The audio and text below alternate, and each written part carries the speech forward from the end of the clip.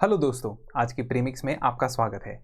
आज हम डिस्कस करने वाले हैं पॉलिटी के 5 सवाल और 5 सवालों से आपके 5 कॉन्सेप्ट्स क्लियर होंगे। प्रीमिक्स का पर्पस ही यही है कि आप लोगों की एक तो एमसीक्यू सॉल्व करने की जो कैपेबिलिटीज़ हैं वो बढ़े, लेकिन उसके साथ साथ हम चाहते हैं कि आप लोग कुछ कॉन्सेप्ट्स भी समझें, उनको रिवाइज करें। तो सबसे पहला जो कॉन्सेप्ट है वो मनी बिल के बारे में है। इस मनी बिल के कॉन्सेप्ट से मैं आपको फाइनेंशियल बिल्स के बारे में बताने वाला हूँ, तो आपने आंसर्स जो है वो यहाँ पे मार्क कर देना है।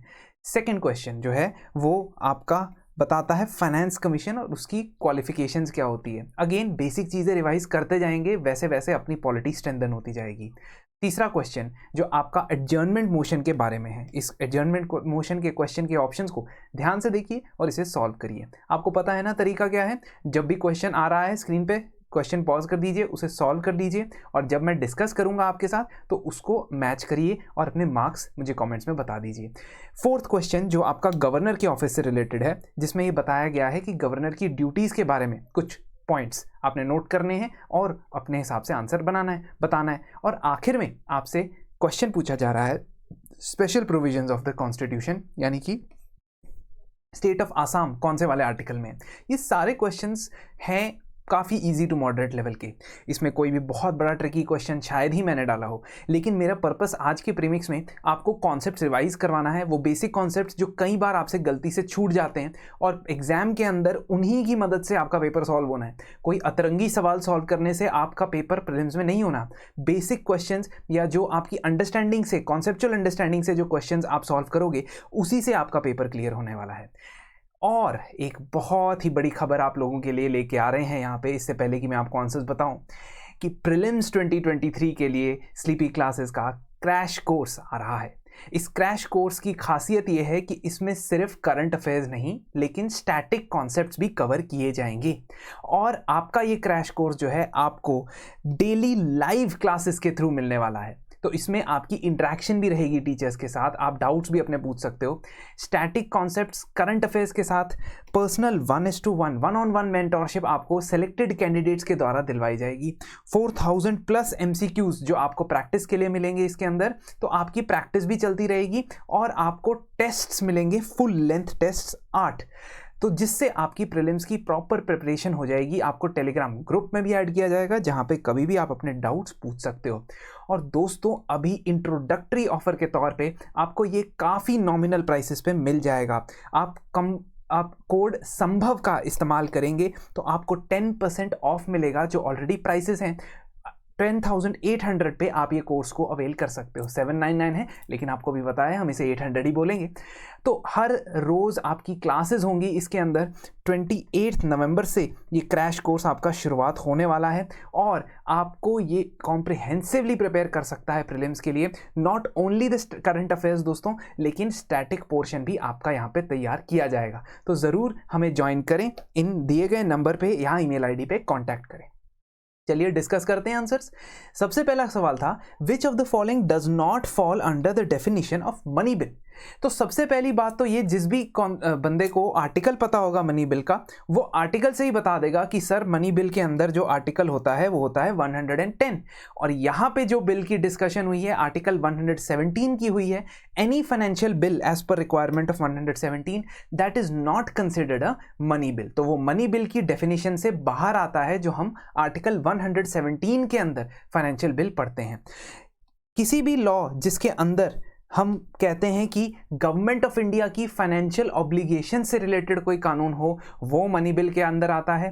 Payment of money into consolidated fund of India या payment of money out of consolidated fund of India, ये मनी बिल से आता है। आर्टिकल 266 आपका कंसोलिडेटेड फंड ऑफ इंडिया का आर्टिकल है, ये भी आप याद रखेंगे 266। और appropriation of money out of consolidated fund of India, जैसा मैंने कहा, वो भी मनी बिल की डेफिनेशन के अंदर आता है।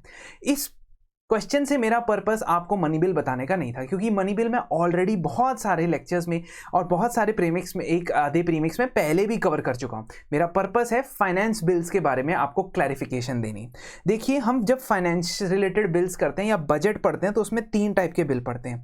एक बिल होता है मनी बिल, जो हम आर्टिकल 110 के अंदर पढ़ते हैं और उसके कुछ स्पेशल प्रोविजंस होते हैं।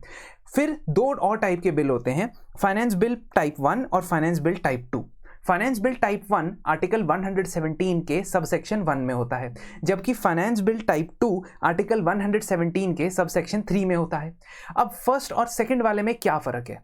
जो पहले वाला फाइनेंस बिल है यानी 117(1) वाला फाइनेंस बिल है, इसमें क्या होता है?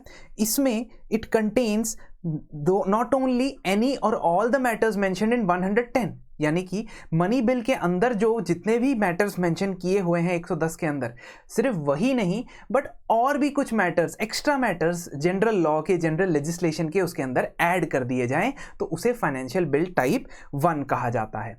और फाइनेंशियल बिल 2 क्या होता है, इसके बारे में हम बात करते हैं।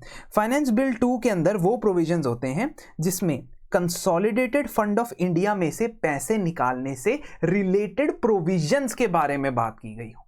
इसका मतलब पैसे निकालने का जो मैटर है कि मैंने कंसोलिडेटेड फंड ऑफ इंडिया में से 10,000 करोड़ रुपए निकालना है, 20,000 करोड़ रुपए निकालना है, ये किस में आएगा? ये तो मनी बिल में आएगा, क्योंकि मैं यहां पे बता रहा हूं कि I am taking the money out of the consolidated fund of India. But अगर मुझे उसके प्रोसीजर से रिलेटेड, उसके किस तरीके से पैसा निकालना है, उसके प्रोविजन से रिलेटेड कोई चेंज करना हो कि हाँ पैसा निकालते समय अब आप फाइनेंस मिनिस्टर के साथ साथ फाइनेंस सेक्रेटरी का साइन लेंगे या फलाना XYZ का साइन लेंगे, हाइपोथेटिकल सिचुएशन, तो ये जो प्रोविजन है, ये प्रोविजन है related to taking money out of consolidated fund of India. This is not taking the money out of consolidated fund, है ना? फर्क है दोनों में।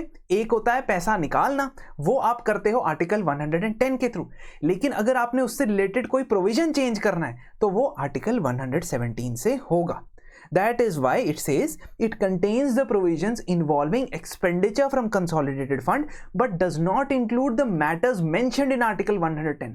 मतलब actual consolidated fund, actual पैसे निकालने के जो प्रोसेस है उसको नहीं इंक्लूड करते हैं फाइनेंस बिल टाइप 2 में। अब फाइनेंस बिल टाइप 1 जो होता है वो मनी बिल जैसा सिर्फ 2 कारणों की वजह से होता है, सिर्फ 2 रीजंस की वजह से होता है। एक रीजन कि it can only be introduced on the prior recommendation of the president. किसी भी बिल की पहली स्टेज यानी कि सबसे पहला काम जो आप बिल को पार्लियामेंट में करते हो वो होता है इंट्रोड्यूस करना उस बिल को। उसे इंट्रोड्यूस करने से भी पहले आपने प्रेसिडेंट का उसमें प्रायर रिकमेंडेशन लेना होता है। ये मनी बिल के लिए भी ट्रू है और फाइनेंस बिल टाइप 1 के लिए भी ट्रू है।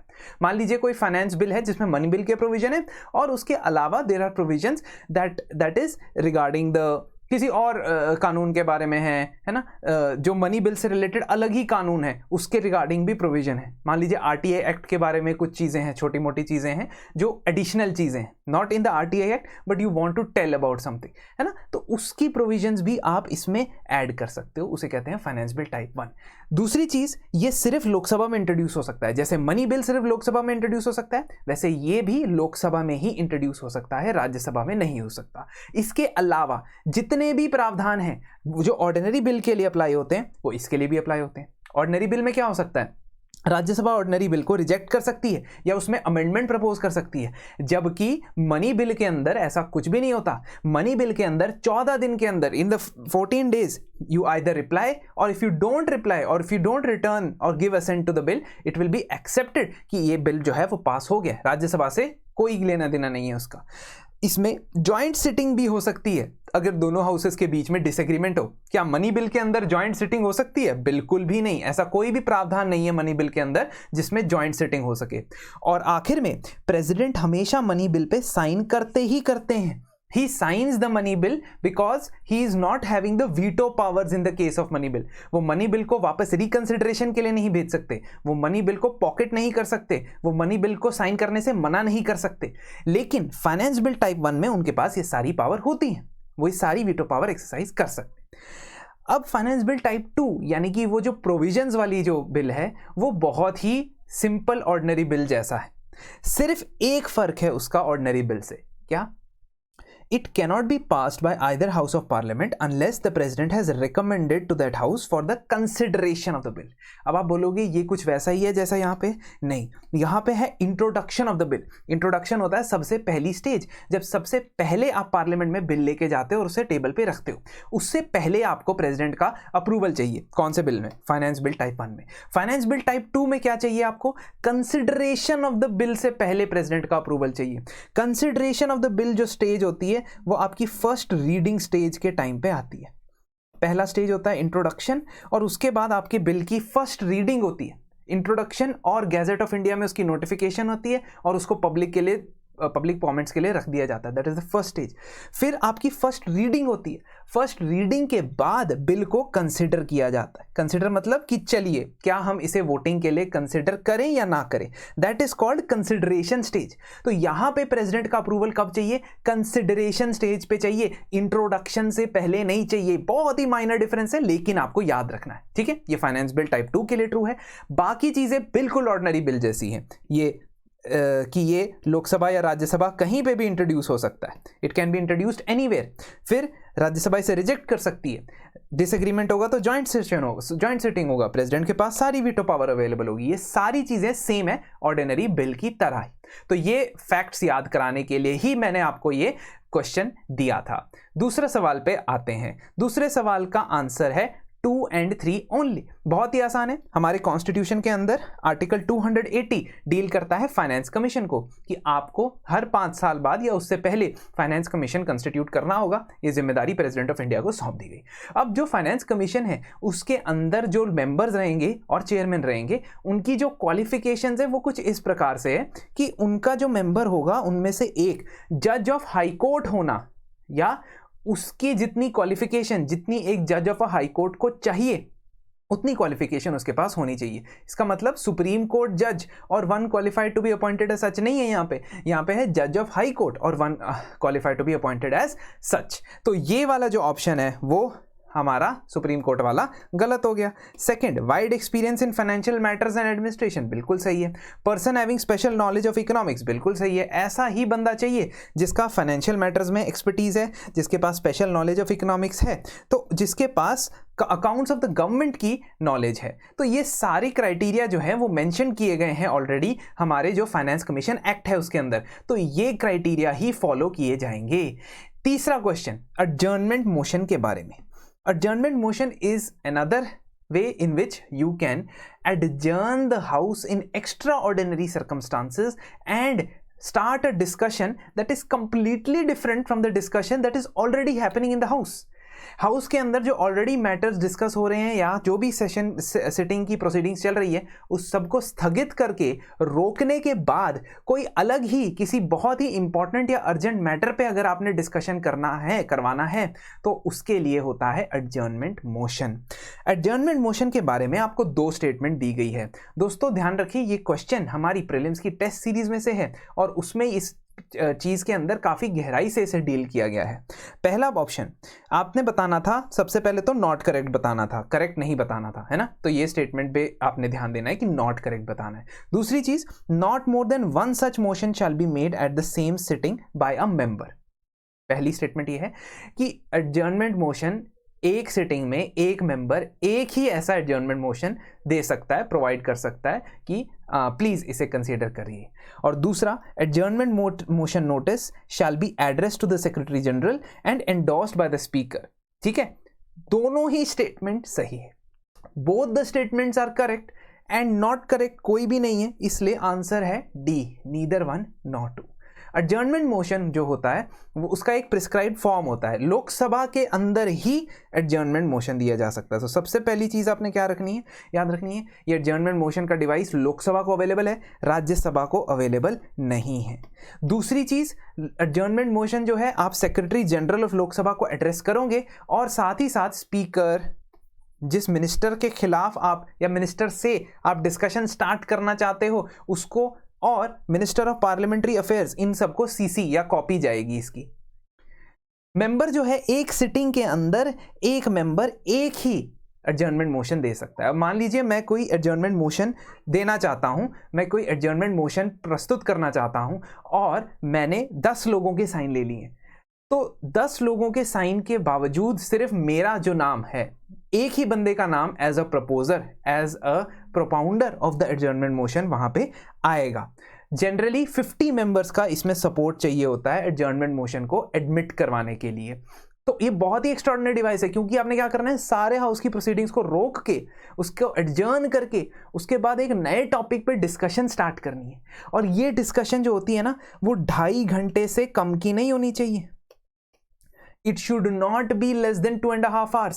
सो जनरली जब स्पीकर मान लीजिए इसको एक्सेप्ट कर लेते हैं तो वो शाम के 4 बजे का टाइम दे देते हैं कि अब इस एडजर्नमेंट मोशन की, अब हाउस एडजर्न होता है और एडजर्नमेंट मोशन में जो टॉपिक है जिसके ऊपर डिस्कशन करना है, मान लीजिए कोविड पैंडेमिक है, फार्म लॉज है, कुछ भी आपने एक्सेप्ट कर लिया उस चीज को, तो उस एडजर्नमेंट मोशन की डिस्कशन 4 बजे स्टार्ट होती है और कम से कम वो 2.5 hours चलनी चाहिए और उसके बाद उस मोशन पे या तो वोटिंग होगी या कोई डिसीजन लिया जाएगा. तो कहने का ये मतलब है कि आपने पूरी डिस्कशन को डिस्पोज ऑफ कर देना है वहां पे. राज्यसभा के पास ये नहीं होता है प्रोविजन, प्रावधान. तो मैंने आपको बताया ऑप्शन नंबर 1 बिल्कुल सही है.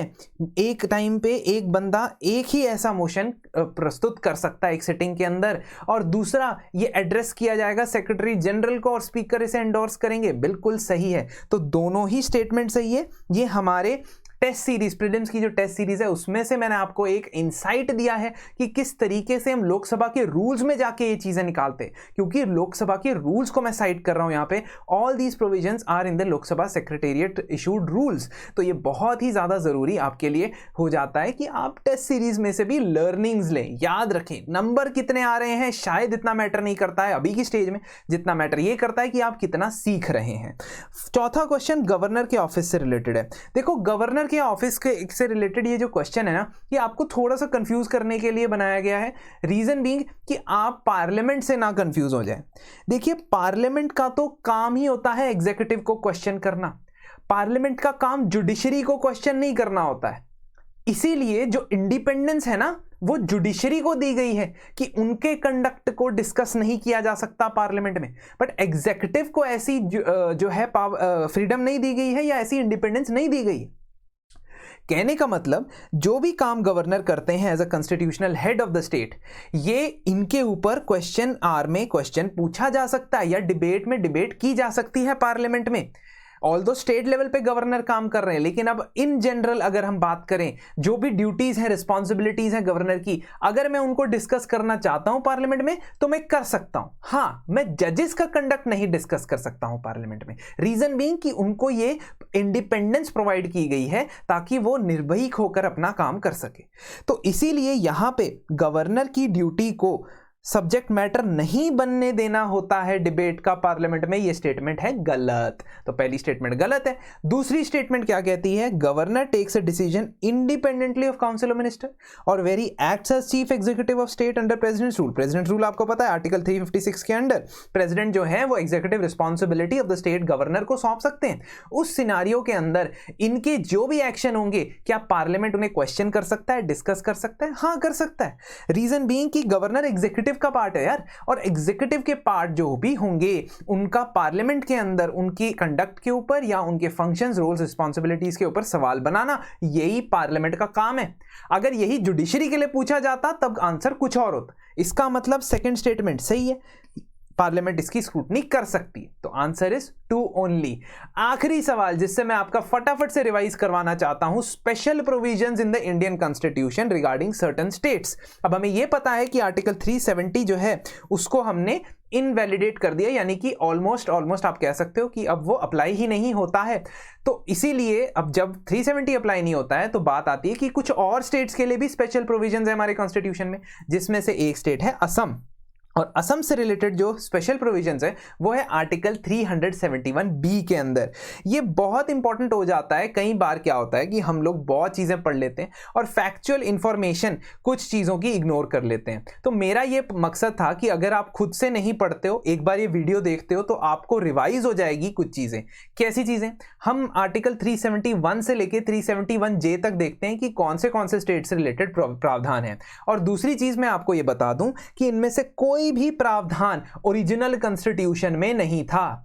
All have been added by constitutional amendment. Now you will ask कि क्या सर हमें कॉन्स्टिट्यूशनल अमेंडमेंट याद करना है कि कौन सा नंबर था? नहीं, not at first. Prima facie तो आपको याद करने की जरूरत नहीं है क्योंकि आपका टाइम वेस्ट होगा बहुत ज्यादा और हो सकता है आपको याद ना भी हो. लेकिन अगर आप ओवर द टाइम 1 महीने में एक बार इसे पढ़ते रहोगे तो 6 महीने में आपको ये याद हो जाएगा. मैं आपको गारंटी देता हूं इस बात की. तो पहली बार इस वीडियो को देखो तो ये समझो कि आपने आर्टिकल और इसके अंदर जो स्टेट कवर होते हैं उसको याद जरूर करें. 371 में है महाराष्ट्र और गुजरात। देखिए 1956 में 7th कॉन्स्टिट्यूशनल अमेंडमेंट एक्ट के अंदर महाराष्ट्र और गुजरात के कुछ एरियाज के अलग सेपरेट डेवलपमेंट बोर्ड्स बनाने की बात की गई, जैसे मराठवाड़ा, विदर्भा और गुजरात में काठियावाड़। इन रीजन्स को स्पेशल प्रोविजंस या स्पेशल डेवलपमेंट के लिए काम करने के लिए कॉन्स्टिट्यूशन में कहा गया। ठीक है, तो ये महाराष्ट्र गुजरात पहला 371A। और ये ना सीक्वेंस में चलेगा। आप ये भी ध्यान रखना कि इनके जो स्टेटहुड के सीक्वेंस है कुछ केसेस में, नॉट इन ऑल केसेस, आप इनसे कोरिलेट कर पाओगे। नागालैंड 1963 में स्टेट बना, तो 1962 में 371A नागालैंड के लिए स्पेशल प्रोविजंस ऐड किए गए, जिसमें नागा एरियाज के अंदर जो उनके कस्टमरी और सोशल लॉज है उनकी एप्लीकेशन के बारे में बात होती है। और ट्यूनसैंग हिल्स वाला जो एरिया है वहां पे लॉ एंड ऑर्डर मेंटेन करने के लिए गवर्नर को रिस्पॉन्सिबिलिटी दी जाती है नागालैंड की। वैसे ही 371B असम है, जो आपका राइट आंसर है क्वेश्चन जो पूछा गया था उसका। तो असम के लिए भी कुछ सिमिलर प्रोविजंस दिए जाते हैं, that in Assam also there will be certain councils that will be added in the for the hill areas. वैसे मणिपुर के लिए भी स्पेशल प्रोविजंस है 371C में, कि मणिपुर के अंदर भी कुछ कस्टमरी लॉज लगाए जाएंगे।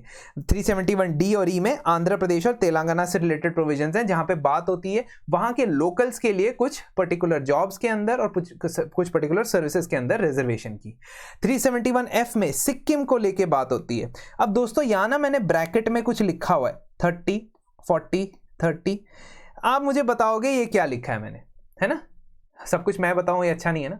तो ये मैंने ब्रैकेट में क्या लिखा है, सिक्किम के ब्रैकेट में 30, मिजोरम के ब्रैकेट में 40, अरुणाचल 30, गोवा 30, ये क्यों लिखा है ये आप मुझे बताओगे, मैं आपको नहीं बताऊंगा। तो आप 371F के अंदर सिक्किम की बात करते हो, 371G के अंदर मिजोरम की बात करते हो, H के अंदर अरुणाचल। और यू कैन सी इनके कॉन्स्टिट्यूशनल अमेंडमेंट के ईयर्स इनके स्टेट फॉर्मेशन के ईयर्स से ऑलमोस्ट कोरिलेट कर रहे हैं, क्योंकि ये 1987 में स्टेटहुड मिला था, 1987 में स्टेटहुड मिला था, 1987 में स्टेटहुड मिला था। ठीक है, तो ये कोरिलेट हो रहा है ना। वैसे ही जैसे नागालैंड का कोरिलेट हो रहा है, वहां पे 1963 में स्टेटहुड मिला था, 1962 का एक्ट है ना। कुछ चीज़ों में मणिपुर में 1971 अगेन 1972 में इसको स्टेटहुड मिला था। कर्नाटका, ये भी इसके लिए भी जो हैदराबाद कर्नाटक रीजन है, नॉर्दर्न कर्नाटक का जो रीजन है, उसके लिए कुछ स्पेशल प्रावधान किए गए थे 98th कॉन्स्टिट्यूशनल अमेंडमेंट एक्ट से। ये आप लक्ष्मीकांत में से पढ़ सकते हो, लेकिन अगर आप पढ़ोगे तो शायद आपको ऐसा हो सकता है कि याद करने में मुश्किलात आए, तो आप इसको स्टेटहुड के सीक्वेंस से याद करने की कोशिश करो। बीच में कुछ ही एक्सेप्शंस हैं। कौन सी एक्सेप्शन आ रही है बीच में जो स्टेटहुड वाली नहीं है? एक है असम, ठीक है। महाराष्ट्र गुजरात 1956 का ये एक्ट है, 1960 में ये बनता है, तो इनके स्टेटहुड से 4 साल पहले का है। बस ये वाली जो चीज़ है ये आपकी एक्सेप्शन बन जाती है ना। आंध्र प्रदेश, तेलंगाना और कर्नाटक, ये तो आप कर्नाटक वाला तो लास्ट है, ये तो याद ही रख लो जे, है ना। तो इस तरीके से आप फटाफट से रट लोगे अगर इसको, और एक आधी बार रिवाइज कर लोगे, तो मुझे पता है कि आप ये याद रख पाओगे। और यही चीज़ें जो रटने वाली चीज़ें होती हैं उसमें आपको वीडियोस देखना चाहिए, है ना। खुद से बुक से पढ़ के कई बार नहीं याद होता है, थोड़ा सा ऐसा लगता है। आप इस वीडियो को दोबारा देखें और इसमें से ये इन्फॉर्मेशन आपको मिल जाती है। इसीलिए आप मुझे बताएंगे कि ये 30, 30, 40 है क्या चीज़ है ये। तो इसी के साथ आज का प्रीमिक्स का सेशन समाप्त होता है। अगले हफ्ते दोबारा मुलाकात हो।